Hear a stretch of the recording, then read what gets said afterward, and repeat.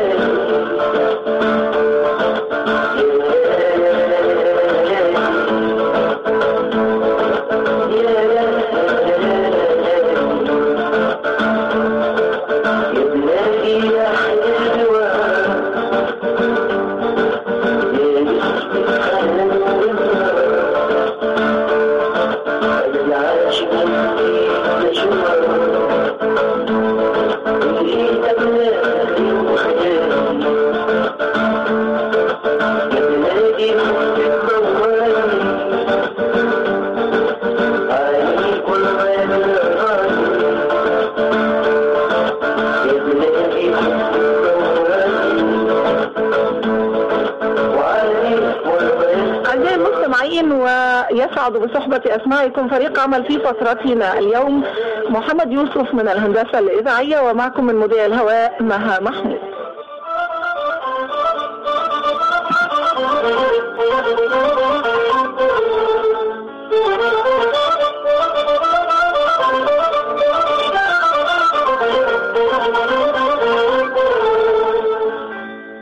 بين الطريق والله شفناه وشفناه، ومصر لو تبقى هي هدفنا، حنتفق مهما كان اختلافنا عشان عيون بلدنا.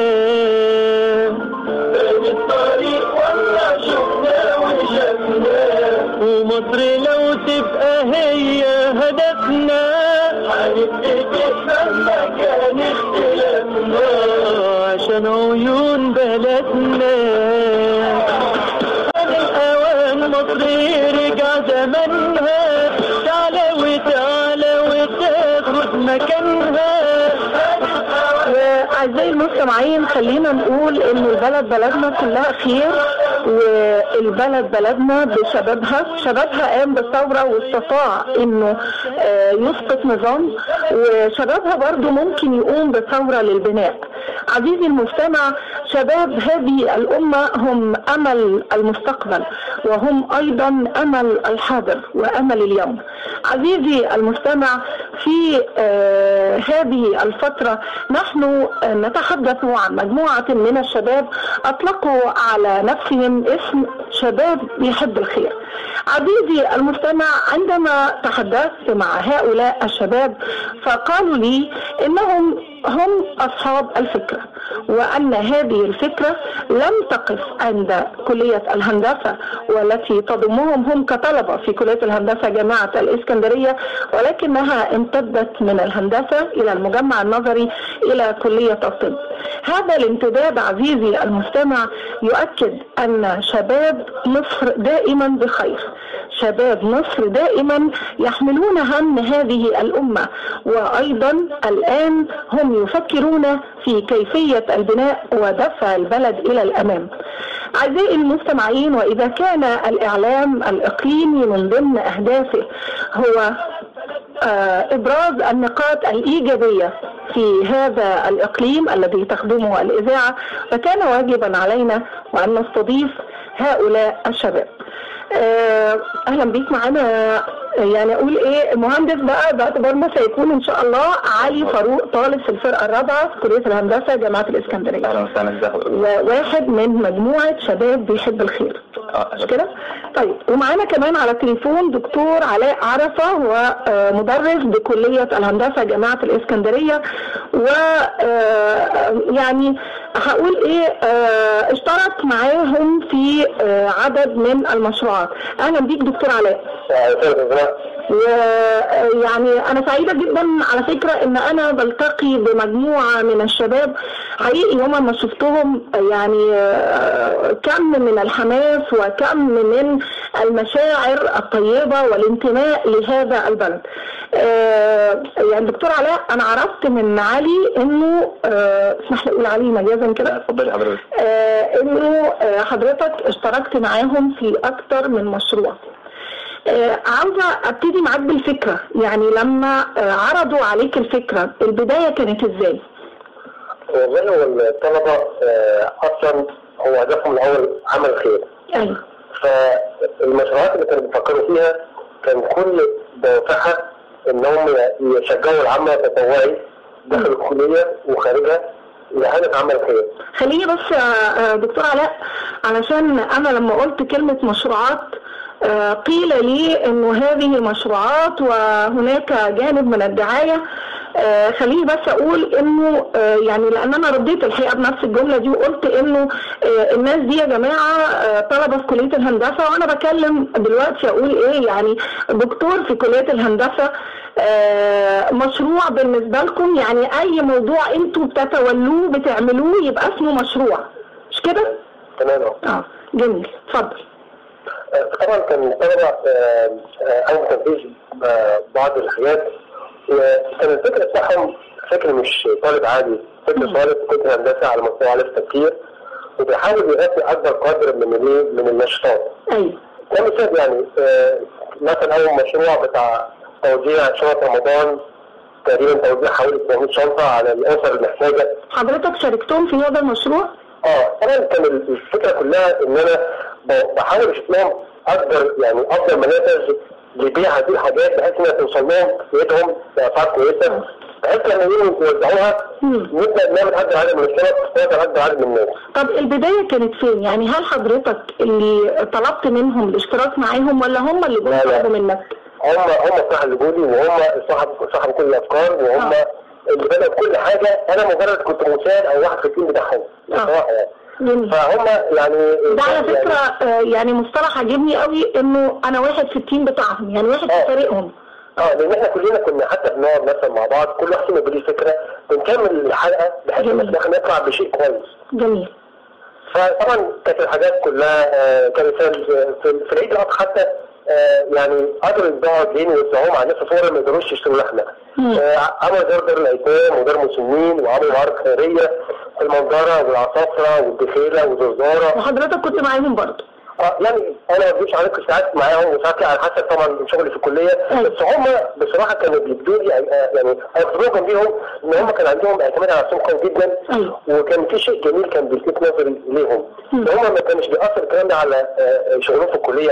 يعني انا كنت لسه هسألك، كليه الهندسه من الكليات العمليه اللي يعني احنا بنعتبرها من الكليات الصعبه. ايوه. ومحتاجه وقت سكاشن ووقت مذاكره ووقت مكتبه، مش كده برضو؟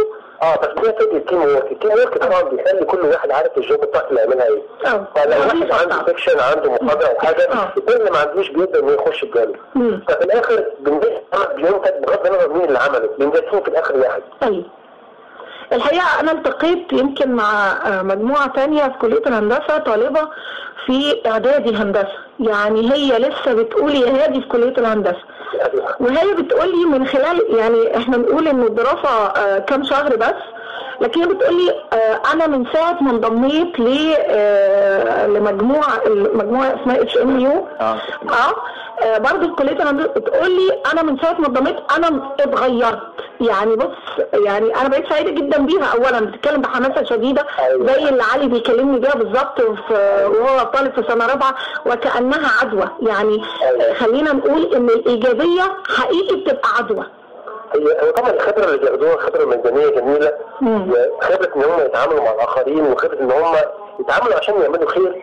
ده حضرتك لما انا طبعا عندي طلبه اتخرجوا بعد في المجال اللي شغالين فيه، بصراحه شخصياتهم بتتغير تماما، حتى لما بيشتغلوا بعد ما يتخرجوا في كذا فيلد او كذا مجال بينجحوا، لان هم اتدربوا ازاي ان هم يعملوا كتيم يشتغلوا مع بعض، وازاي التيم ده ينجح ويعمل شيء ينفع الناس. مرة أخرى معكم وفترة مساء الخير يا اسكندرية، واسمحوا لي أقول فترة حماس الشباب. ما زال معنا الدكتور علاء عرفة، الدكتور بكلية الهندسة جامعة الإسكندرية. دكتور علاء، أهلا بحضرتك مرة تانية. ويمكن كنا وقفنا وقلنا إنه كلية الهندسة كلية عملية، والطلبة عندهم يعني عاملين نفسهم فريق عمل، وجزء بيحضر محاضرات وسكاشن، وجزء بيشوف المذاكرة بتاعته او بيشوف المشاريع بتاعته. خلينا نقولها مشاريع، وانا يعني عجباني كلمة مشاريع.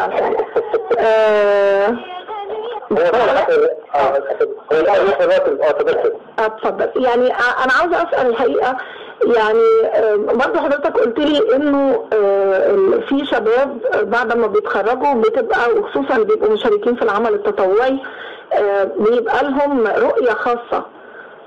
انت شايف انه البلد في الوقت اللي احنا فيه ده دلوقتي محتاجة لرؤية هؤلاء الشباب، ولا لرؤية، يعني مع احترامي طبعا لكل الاساتذة الكبار، لكن الشباب بتبقى رؤيتهم فيها حماسة اكتر، فيها اندفاع. ايوه. محتاجة ايه البلد دلوقتي؟ البلد محتاجة المجهود من النوع ده. لان معنى ان الطلبه يبداوا ان هم يعملوا تيم ويبداوا يفكروا في شيء يخدم البلد، يخدم الناس، يخدم المواطن، يكون اي مقابل سواء ان هو بيعمل خير، ده شيء لوحده كويس. وحيث ان هم يشجعوا غيرهم من زمايلهم او من الدكاتره الموجودين في الكليه على عمل هذا الخير، ده شيء كويس.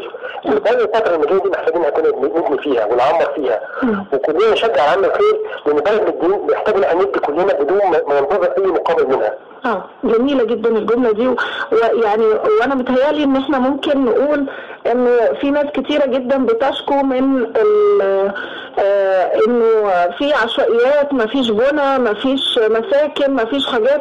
ممكن نلاقي هؤلاء الشباب في المستقبل اصبح لديهم مشروع قومي للبلد، ان هم مثلا هيتبرعوا يعني بوضع تصميمات لمساكن تكون آدمية لفئات خاصة جدا في المجتمع، وخصوصا ان هم يكونوا درسوها. انت ممكن تتوقع شيء زي كده؟ انا اتوقع لان طبعا عندنا في الكليه في برانشز زي ما في فروع عامه جدا، في مدني، في عماره، في ميكانيكا. يعني عندنا طلبه يعني ما شاء الله اليومين دول طلبه بدأوا ان هم يعرضوا اختراعاتهم اللي هم وصلوها في الكليه عندنا. بس ما كانش الاتموسفير او المجال متاح لنا، ما كانش متاح. دلوقتي بدا ان هم يحسوا ان في حريه، ممكن يقول انا عندي كذا وعاوز اعمر وعاوز ابني. الجو العام بقى يسمح. ايوه. ففي ناس بتسمع دلوقتي ليهم، وفي ممكن الاداره دلوقتي تاخد قرار انها تقف جنب الشخص ده طالما عنده حاجه تخدم البلد، تقف جنبه لغايه ما تطلعه للنور ويبدا يوصل ويعمل حاجه للبلد. ده شيء كويس دلوقتي، ما كانش موجود قبل كده. طبعا. الحقيقه يعني انا سعيده جدا بمكالمه حضرتك دكتور علاء عرفة، دكتور في كليه الهندسه. لكن انا ما سالتش حضرتك تخصص ايه؟ انا تخصص هندسه غزل ونسيج. غزل ونسيج. ده حضرتك هتبقى ضيفنا في مره بقى في استوديو الهوا، نتكلم عن الغزل والنسيج والقطن المصري والشركات الغزل والنسيج في مصر. ده هيبقى موضوع تاني كبير خالص. استاذنك لو ناخد منك دلوقتي وعد انك تبقى ضيفنا نتكلم عن الموضوع ده ان شاء الله. ده شرف ليا لقناه اسكندريه ان شاء الله. اشكرك دكتور علاء عرفة، الدكتور بكليه الهندسه جامعه الاسكندريه. شكرا يا دكتور. اشكرك. أعزائي المستمعين، ونحن في انتظار مكالمتكم التليفونية على تليفون 58 24 718 و218. بيشد وليش مهموم، بيشد الخير محروم، بيشد وليش مهموم، بيشد الخير محروم. الخير واجد عند الله والنفس الدنيا مسؤول. ليش الدنيا والخير واجد.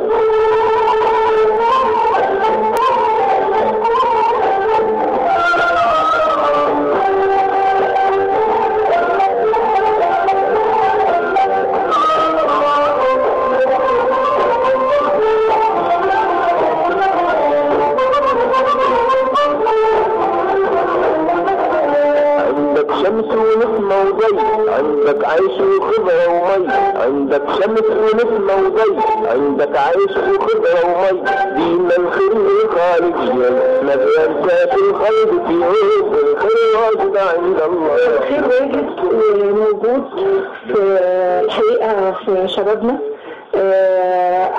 علي فاروق طالب في كلية الهندسة جامعة الإسكندرية، واحد من مجموعة شباب بيحب الخير.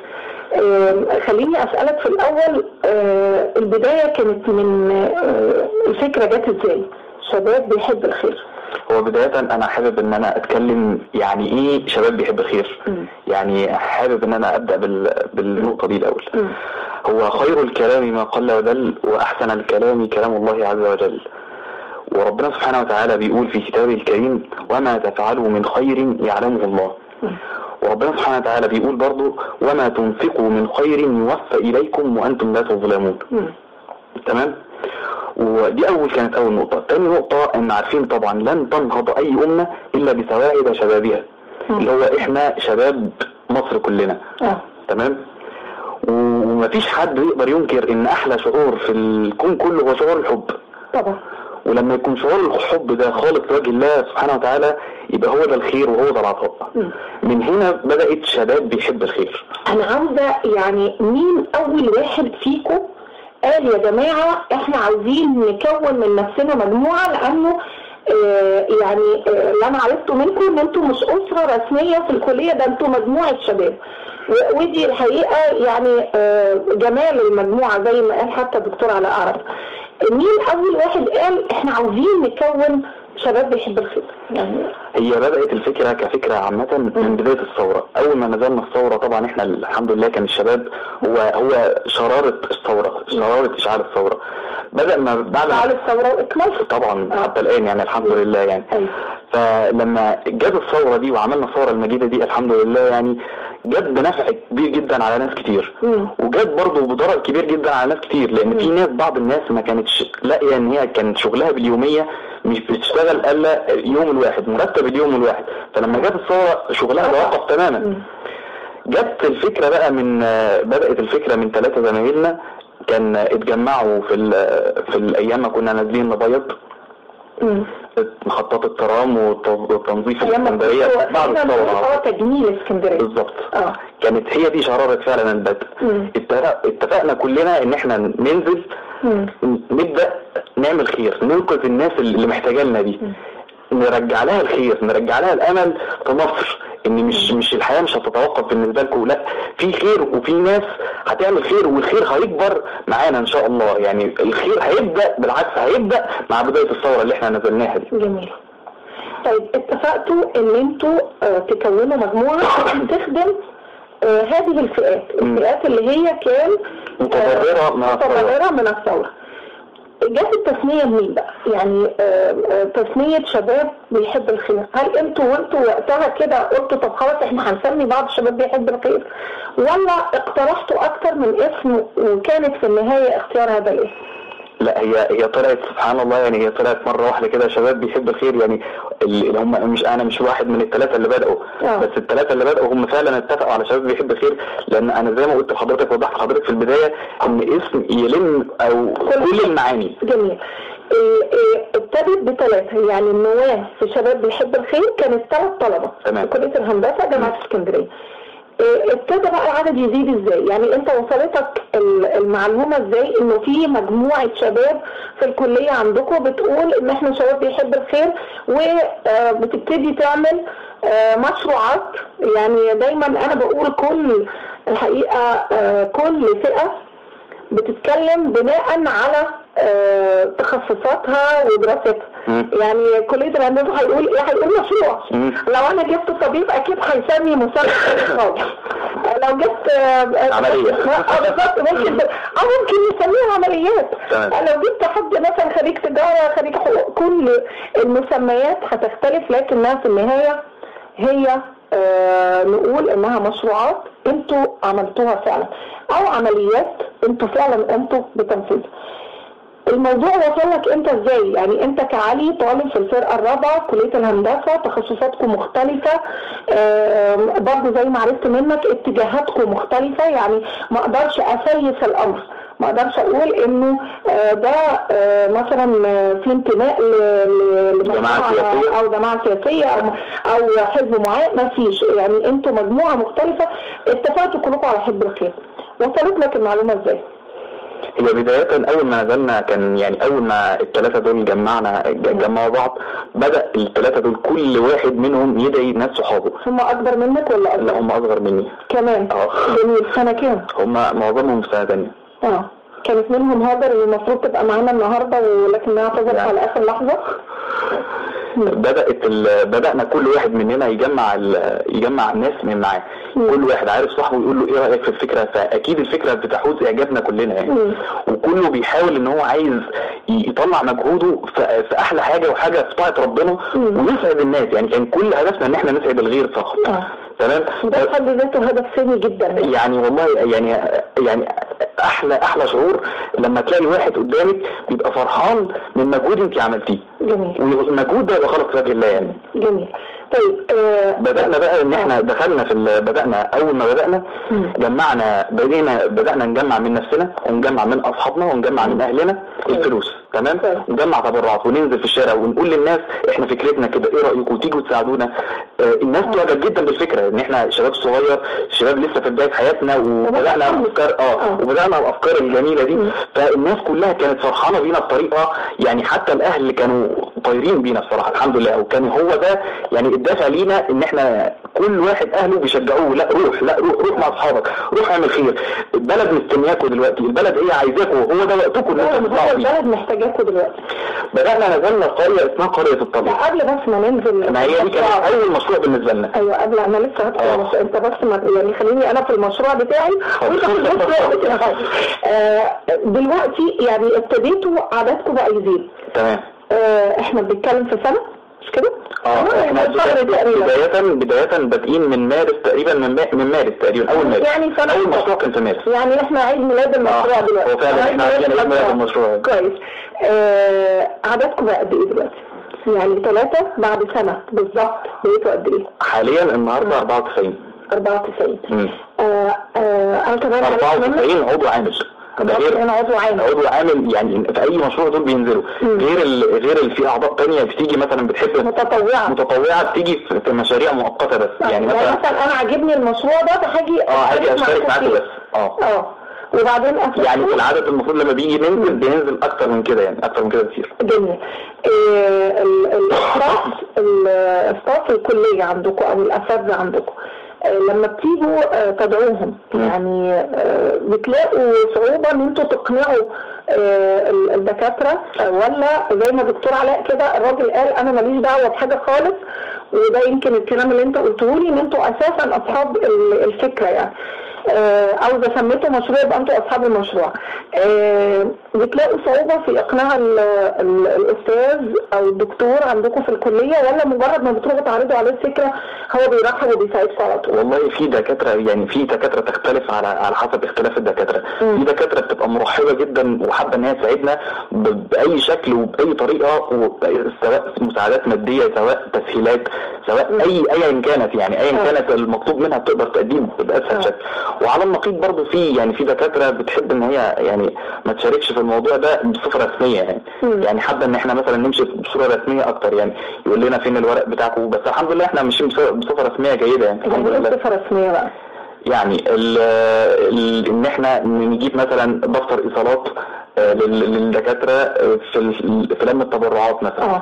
ان احنا نجيب تصريح معانا تصريح معايا ان انتوا تجمعوا تبرعات. تمام. ومعانا تصريح طبعا ان احنا نساعدكم بقى من خلال معارفهم وكده في ان انتوا تحصلوا على هذه التصاريح. في دكاترة تانية بتساعدنا في اكتر من كده بكتير، يعني بتساعدنا ان احنا تجيب لنا بمعارفها، ان هي طبعا هيبقى معرفة اكتر، ان هي تجيب لنا حاجات زي الشنط الغذائية، حاجات ارخص، حاجات افضل. ناس عايزة تساعد كتير ممكن تنشر لنا، بتساعدنا في نشر الفكرة بصورة اسهل. ده شيء جميل في حد ذاته فعلا والله. يعني احنا بنشكر كتير من الدكاترة، يعني دكتور علاء يعني احد الدكاترة من الناس كتير اللي بيساعدنا. هو اكيد بيسمعنا دلوقتي، يا رب يكون استمر في الاستماع الينا بعد اللقاء بتاعه. طيب احنا بنقول ان احنا في انتظار مكالمات المستمعين لأي حد يحب يوجه اي تساؤل يعني خلينا اقول ابننا علي فاروق الطالب في كلية الهندسة جامعة الاسكندرية ومجموعة شباب بيحب الخير.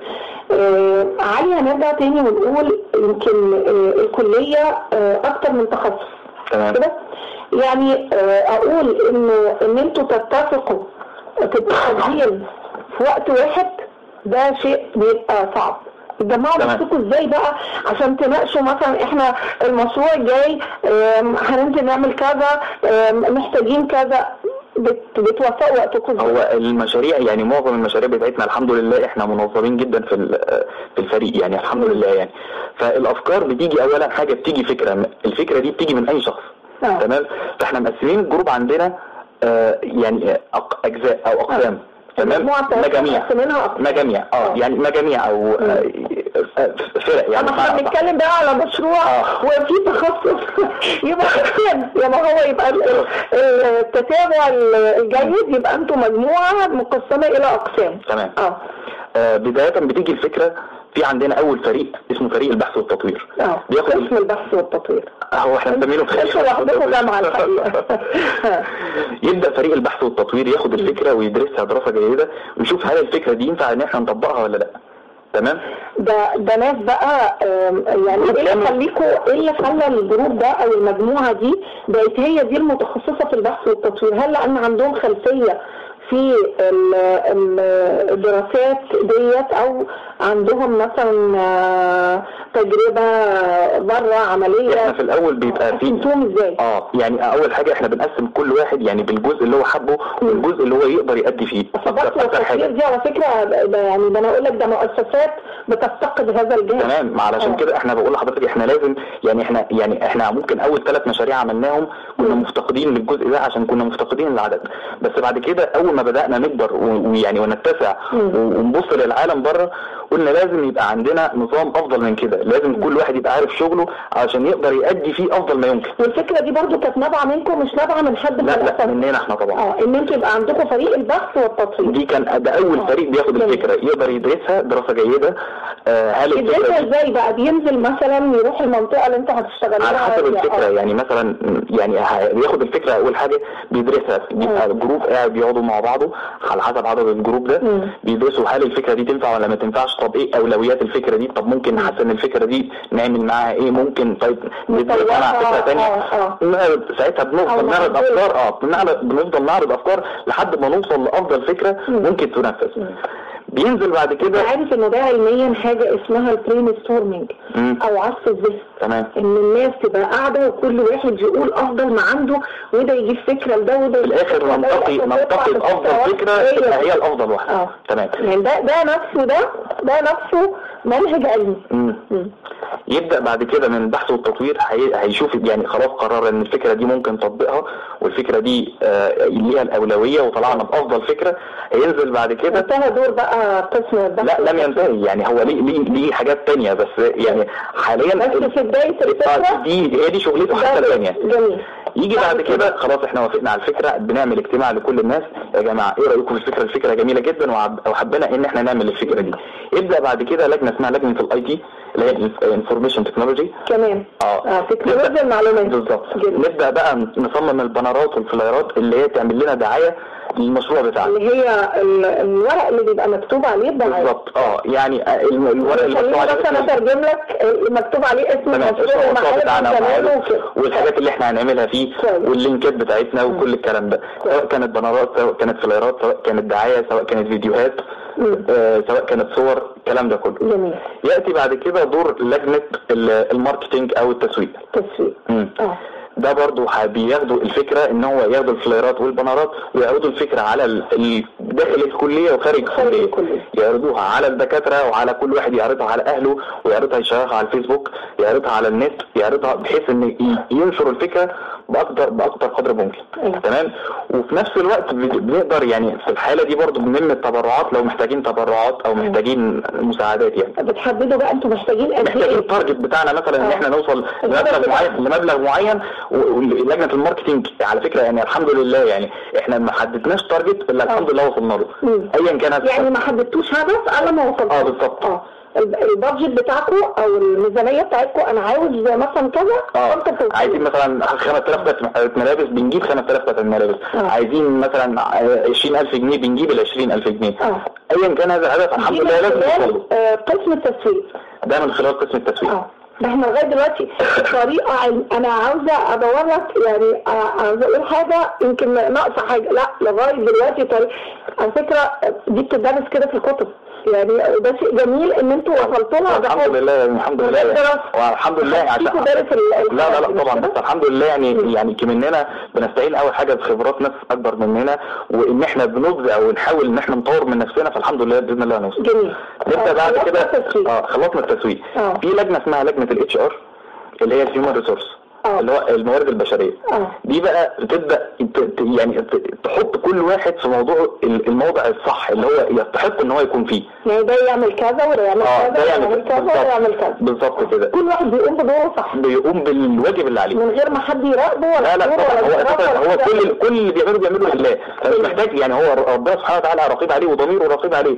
فهو بيعمل الكلام ده من نفسه. كل اللي جنب دي طلبه زمايلكم طبعا كبار وصغيرين. اعمار مختلفه. يعني حتى ممكن في ناس من بره الكليه اصغر مننا برضه بيشاركوا معانا. وفي ناس اكبر مننا من خارج مصر وفي ناس مصر بيشاركوا معانا الحمد لله يعني. جميل. ياتي بعد كده خلاص بقى الموارد البشريه قسمت الشغل يعني كل واحد ليه وظيفه عملوا الوظيفه بتاعتها. بعد كده بقى ياتي بعد كده دور اللي هو لجنه التنسيقات. تمام.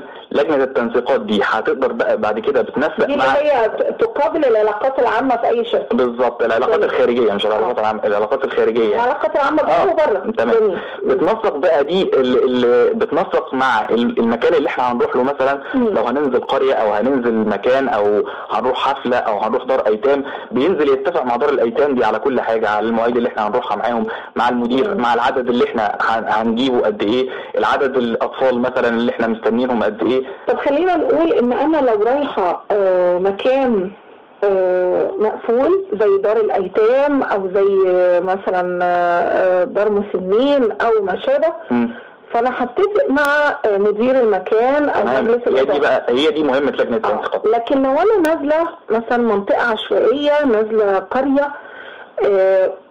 متهيألي ده بيبقى اصعب شويه. لجنه التنسيق يبقى عليها دور اصعب شويه عشان ازاي تقنع الناس اللي في المنطقه العشوائيه دي انها تتقبل وجودكم. هو على فكره احنا مش بننزل يعني مش بننزل كده علشان كده احنا ممكن كان نسبب مشاكل بس احنا بننزل بنشوف كذا جمعيه اولا. الجمعيه اهليه موجوده في المنطقه دي بنتفق مع كذا جمعيه. ده لو انتوا نازلين منطقه عشوائيه او قريه. بالظبط. جميل. لجنه التنسيقات دي بتنزل بقى تشوف يعني الجمعيه المناسبه اللي احنا نقدر نتعامل معاها كويس. المكان المناسب اللي دي برضو كانت جزء من مهمة البحث والتطوير برضو. لما بنيجي ننزل قرية بنشوف هل القرية دي فيها المؤهلات اللي احنا نحتاجها ولا لا، عدد الافراد اللي فيها قد ايه، عدد المرضى اللي فيها قد ايه، الدور المسنين قد ايه، الاتصالات قد ايه. على فكرة انت بتتكلم في احصائيات يعني صعبة. يعني انا لو نازلة قرية يعني انا نزلت الحقيقة كان في مشروع وده كان بروجكت كبير كان في المعهد العالي للصحة العامة في أواخر التسعينات وكان معاه اليونيسف ونزلنا في واحدة من المناطق العشوائية بس كانت محتاجة تمهيد غير عادي يعني ومحتاجة ان انا ادخل لانه يعني انا كنت معاهم وقتها في منطقتين الحقيقة منطقة فقيرة ومنطقة عشوائية فنزلت معاهم وكون ان احنا ندخل نخبط على الناس كان في يعني مجموعة كبيرة جدا كانت حتى من الاستاف من الاساتذة في المعهد العالي للصحة العامة وراحت الاول ولفت على الناس وعشان الناس يتقبلوا وجود انه نازل لهم جيش كبير هيخدمهم مع انه جيش هيخدمهم لكن الناس دي بيبقى لها ثقافات علشان كده تمام. علشان كده برضو اللي انا قلت في البدايه بنشوف لجنه البحث والتطوير والتنسيق افضل مكان ان احنا ننزل فيه. يعني اكيد مش هننزل اي منطقه عشوائيه ونقول هي دي المكان بتاعنا. لا احنا بنعمل مثلا اكيد بتلاقوا يعني بتواجهوا صعوبات. يعني الموضوع مش سهل ان انا مثلا نزلت منطقه معينه ونزلت فعلا نفذتوا فيها المشروع بتاعكم وهم تقبلوكم. هم عشان يتقبلوكم لازم لجنة البحث والتطوير والتنسيق لازم يكونوا عملوا مجهود غير عادي. فعلا هو فعلا على فكرة هو يعني كل شخص في الجروب بيعمل مجهود غير عادي في مجاله. ايه اكتر يعني موقف مثلا قابلوه ووقتها حسيتوا انه لا ده ممكن المشروع لا قدر الله ما يتمش؟ هي يعني اكتر موقف ممكن، بس هو الحمد لله يعني حصل الموقف بعد نهاية المشروع. يعني الحمد لله يعني الحمد لله كنا نازلين قرية وبعد ما وزعنا الشنط الغذائية الحمد لله كنا يعني كل شخص بيوصل له شنطته الغذائية لحد البيت او زكاة مال بتوصله لحد البيت. بعد ما وزعنا يعني وشفنا الاشخاص اللي تستحق يعني الحمد لله يعني بننزل الاول بنشوف الاشخاص اللي تستحق مين، بنعمل لهم بحث للحالات بالاسم وعدد الاطفال وعدد الاولاد والكلام ده لكل شخص. بنيجي الاشخاص اللي تستحق، الاشخاص اللي لا تستحق يعني بنحطها على جنب. ففي نهاية المشروع حصلت لنا المشكلة الوحيدة ان الاشخاص اللي لا تستحق دي طلعت علينا وكانت عايزة تاخد بالعافية. بس الحمد لله يعني كان معانا ناس والحمد لله قدرنا يعني نستوعب الموقف بصورة جيدة جدا وقدرنا نفهمهم ان الحاجات دي طالعة الناس محددة، ناس يعني جاية لها بالاسم فعلا، والحمد لله الناس استوعبت الموقف يعني الحمد لله يعني عدى على خير. يعني خلينا نقول انه طريق النجاح دايما لازم بيبقى فيه صعوبات بس لازم الواحد يعني يصر على هدفه ويصر على حلمه علشان يحققه. الحقيقة في مقولة كمان يعني انا الحقيقة بتعجبني جدا انه كل ما بلاقي صعوبة وهمثلها بحجرة فانا بلم الحجر وبعمله سلم عشان اتخطى الصعوبة. تمام. حتى لو حد جانا سافر السلم ده هرجع اعمله سلم تاني عشان اتخطى. ربنا سبحانه وتعالى بيقول فإن مع العسر يسرا إن مع العسر يسرا. صدق الله العظيم. طالما في عسر يبقى اكيد هياتي بعديه اليسر. جميل. خلصنا ونزلنا ونفذنا. لسه بقى مشروع تاني ولا لسه؟ لسه بس في حاجه لجنه المشتريات. لجنه المشتريات دي بقى هي اللي عليها ان احنا خلاص احنا اتفقنا وهننزل القريه دي. هيجي بقى اللجنة المشتريات دي هتشوف مثلا الشنطة الغذائية دي ايه مكوناتها. عندكم دفاتر حسابية وبتكتبوا؟ بنكتب كل حاجة الحمد لله. يعني الفواتير لما بتيجي فواتير بنقسمها. وحد علمكم تكتبوا الدفتر الحساب ده لا هو بصراحة احنا مش بنكتب في دفاتر حسابية، يعني ممكن نكتب في دراسة او اجندة عادية يعني ان محدش علمنا. احنا معانا ناس من تجارة بس يعني لسه منضمين معانا جديد. انا لسه هنقل على الناس بتوع كلية التجارة وكلية الطب. يعني انتوا كمان خدتوا معاكم كلية التجارة وكلية التجارة هينفعوكم قوي على فكرة. يجي بقى لجنة المشتريات. يجي لجنة المشتريات بتحدد مثلا مكونات الشنطة الغذائية، مثلا عدد الحاجات اللي نقدر نشتريها، الحاجات اللي بنشتريها ايه. تبدأ بقى خلصنا خلاص يعني كل حاجة اكتملت في المشروع. هيبقى ناقص حاجتين: تجميع الشنط واليوم المشروع ذات نفسه. يجي يوم تجميع الشنط ده تقريبا بيبقى اسعد يوم، هم دول اسعد يومين تقريبا في المشروع. ده خلاص بقى المشروع بقى دول اسعد يعني بدأ بقى بالظبط الحقيقة فعلا بدأ الواحد يشوف قدامه الحاجة اللي هو تعب فيها بدأ يتنفس. يعني انا زرعت والنهارده ميعاد الحصاد. اخر راوية في الزرعة اللي هي يوم تعبئة الشنط الغذائية ويوم فرق الملابس. كلكم بقى بالظبط كله والبحث والتطوير والتنسيق كله بيشارك في اليوم ده. كله بيبقى فريق واحد. كله بيبقى ايد واحدة. جميل. كله بيساعد على هدف واحد. الحمد لله يعني. وبعد كده بيبدأ بقى يعني اخر حاجة اللي هو يوم النزول او تنفيذ المشروع. بيجي لنا الاتوبيسات لحد الكليه، بنبقى متفقين مع الاتوبيسات، بتبقى متفقين مع الطلبه والناس اللي ودي بقى بتبقى داخله في البادجت او في الميزانيه المخصصه للمشروع اللي انتوا هتقوموا بيه ده. بالظبط. بس في حاجه اللي هي الفلوس الاتوبيسات وفلوس المواصلات والكلام ده بتبقى علينا احنا. يعني مش من جامعه تبرعات. يعني كل واحد عايز يروح يطلع القريه علشان دي احنا عارفين ان دي فلوس تبرعات انتوا بتتعاونوا فيها. يعني مثلا الاتوبيس هيكلفكم 10 قروش فانتوا بتقسموهم على بالظبط كده. حلو قوي. جميل. طيب ونزلنا وابتدينا فعلا نوزع بقى. هنا بقى متهيألي ده الحصاد الحقيقي، ده يعني احلى شعور، وبجد انا مش هقدر اوصفه، لان الشعور ده لا يوصف باي شكل من الاشكال. يعني لحظة لما يبقى في ايدي كيس، الواحد بيبص انا تعبت قد ايه في الكيس ده، والكيس ده اخد مجهود من كام واحد، والناس كلها تعبت فيه علشان نجيب الكيس ده. كل لحظات التعب والهموم دي كلها بتروح لحظة ما واحد فقير غلبان بيمسك الكيس ده ويدعي لي دعوة تقول لي ربنا يكرمك.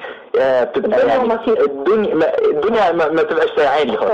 طبعا يعني نقول انه دايما اسعد لحظة للانسان هي لحظة انه بيتسبب في اسعاد الاخرين. يعني الحقيقة انا بستشعر وقتها انه انا بشعر بالسعادة اكتر من اللي انا تسببت فعلا. يعني حقي انا اللي اقول له ربنا يكرمك فعلا، انت اسعدتني فعلا. انا اللي فرحان مش انت. انا اللي ببقى سن السعادة عندي بيبقى اكتر.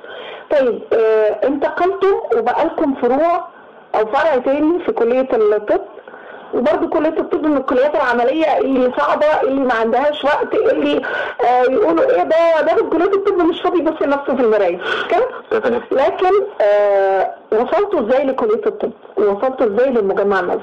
هي بدأت ان احنا وصلنا لكلية الطب عن طريق الايفنت من الايفنتات بتاعت المشاريع بتاعتنا. ناس من كلية الطب، طلب كلية الطب يعني قروا الايفنت معانا على الفيسبوك. على الفيسبوك عجبهم الايفنت. هذا الفيسبوك سلاح خطير، سلاح ذو حدين فعلا. عجبهم الايفنت، بدأوا يجمعوا نفسهم برضو، بدأوا يشتركوا معانا، دخلوا معانا في المشاريع اللي احنا بنعملها. وحاليا ان شاء الله بإذن الله يعني في المشروع القادم هيبقى دورهم الفعال، هيبقوا قافلة طبية ان شاء الله بإذن الله. المشروع اللي جاي هيبقى اول تواجد ليهم بشكل رسمي. فقط ولا طلبة ودكاترة؟ طبعا طلبة ودكاترة متطوعين. وكلية التجارة؟ كلية التجارة كلية التجارة بس ولا المجمع النظري كله؟ هو المجمع النظري احنا نزلنا فيه، بس يعني هو تواجدنا فيه مش جامد قوي بصراحة. بس الناس اللي في كلية التجارة داخلين معانا احنا في لجنة المشتريات اللي هي اللوجيستكس. اللوجيستكس فعلشان هم عارفين في حاجة بس متوقع يمكن في للأسف انا مش هقدر اقول اسمها، لكن في واحدة من الجمعيات الأهلية الكبيرة في مصر الحقيقة هي كانت بدأت برضو بفكرة لكنها دي كانت أسرة بقى في الكلية، في كلية الهندسة. أنا الحقيقة مش عارفة جامعة إيه، مش متذكرة جامعة إيه بالظبط. ولما خلصوا الكلية وأخذوا البكالوريوس بتاعهم، فهم صعب عليهم هذا المجهود، فنقلوه بنفس المسمى بتاع الأسرة في الكلية، فخلوها جمعية. ودلوقتي يمكن عشان هي قائمة على فكر علمي، فهي واحدة من الجمعيات الناجحة على فكرة. هو ده يعني أنا أقول إنه مجموعة شباب بيحب الخير ممكن بعد ما تتخرج من كلية الهندسة إن شاء الله يبقى معاها بكالوريوس بنفس هذا الفكر العلمي الممنهج جدا، إنها تبقى مجموعة بعد كده رسمية بجمعية أهلية رسمية بنفس المسمى.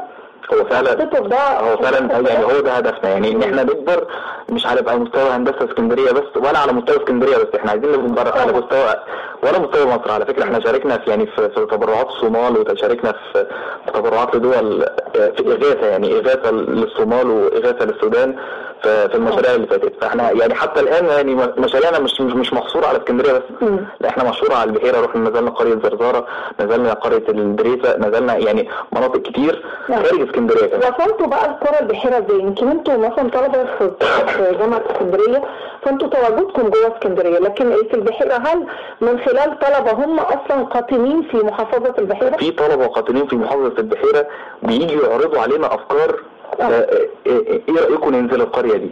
وساعتها زي ما قلت لحضرتك في الاول فريق البحث والتطوير بينزل القرية، ينزل يشوف القرية هل القرية دي تصلح ان هي تستحق فعلا ان احنا نعمل فيها المشروع ولا لا. تمام. وفعلا عملتوا مشروعين في البحيرة؟ عملنا مشروعين في البحيرة، اللي هو قرية زرزارة وقرية 400 وزرزارة.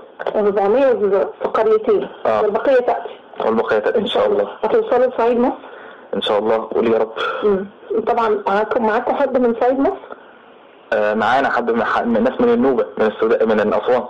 وفي طلبة معانا وفي صعيد مصر، وفي على فكرة في اسكندرية يمكن منظر من المناظر اللي مش قادرة انساها، انه جنب واحد من المطاعم الكبيرة لقيت حد قاعد جنب المخلفات اللي طالعة من هذا المطعم، وبيطلع من القمامة بقايا الأكل وقاعد جنبها بياكل. اعتبرها دي نقطة جديدة تدوروا عليها، انه علمني الصيد، بدل ما تديني سمكة اديني سنارة تعلمني ازاي الصيد. هو فعلا هي دي برضه، لا دي النقطة اللي هنعملها ان شاء الله باذن الله في المشروع الجاي، اللي هي المشروعات الصغيرة. وفعلا يعني دي اول مشروع نطبق فيه اللي هي المشروعات الصغيرة. باذن الله هنعمل مشروع صغير لأسرة، يعني أسرة فقيرة ما لهاش دخل. فهنبدأ بقى، يعني هتبقى ان شاء الله باذن الله اول مرة نعمل فيها مشروعات صغيرة المشروع الجاي ان شاء الله. ان شاء الله باذن الله نبقى معاكم برضه ان شاء الله باذن الله. علي الوقت معدى معاك بسرعة، لكن الحقيقة أعزائي المستمعين احنا النهاردة كنا مع نموذج إيجابي جدا من الشباب، شباب بيبني، شباب بيضع مصر نصب أعينه، شباب استطاع أن يستفيد مما تعلمه في الكلية من خلال التفكير العلمي والمنطق الممنهج، أن يقوم بتقديم خدمة لأهل بلده أثناء مشروع أو مشروعات نظرا لطبيعة الدراسة. لو كانوا طلبة في كلية تانية غير كلية الهندسة كانوا سموها مسمى تاني. علي أنا سعيدة جدا الحقيقة بيك، أنا نفسي أخدت منك طاقة إيجابية غير عادية النهاردة. بتمنى لكم التوفيق إن شاء الله. مجموعة شباب بيحب الخير، كلية الهندسة جامعة اسكندرية، يمكن قيل إنها على سبيل دعاية لمجموعة بتنشر الطاقة الإيجابية، مجموعة إيجابية في البلد. أهلا بيكم دايما، وأهلا بأي فكر شباب يستطيع أن يبني البلد في وقت تحتاج فيه الى البناء ان شاء الله. بس انا حابب اقول كلمة اخيرة معلش، يعني لو يعني احنا محتاجين فعلا ان الناس تشارك معانا بقلبها وبكل طاقتها، يعني فيا ريت لو حد يحب يتواصل معانا، احنا موقعنا على الفيسبوك شباب بيحب الخير. شباب بيحب الخير على الفيسبوك. شباب بيحب الخير. المشروع الرسمي اسمه شباب بيحب الخير، الجروب الرسمي. جميل. بشكر علي فاروق طالب في كلية الهندسة جامعة الإسكندرية، مجموعة شباب بيحب الخير. أعزائي المستمعين هذه أرق تحيات محمد يوسف ومحمد عبد السلام من الهندسة الإذاعية، وتحياتي مها محمود.